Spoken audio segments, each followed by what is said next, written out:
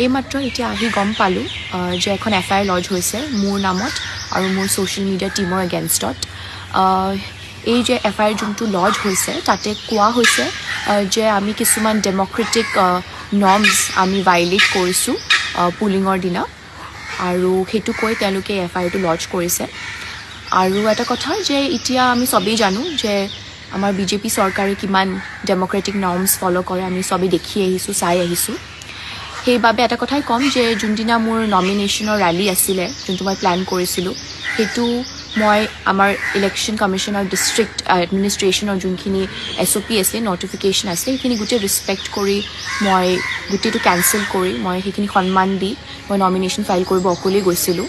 চ' এতিয়াও একে কথাই ক'ম যে পুলিঙৰ দিনাও আমি এজ পাৰ ইলেকশ্যন কমিশ্যন যোনখিনি নৰ্মছ আছে সেইবোৰ আমি ষ্ট্ৰিক্টলি ফ'ল' কৰিছোঁ, and we have strictly adhere to all the laws and norms.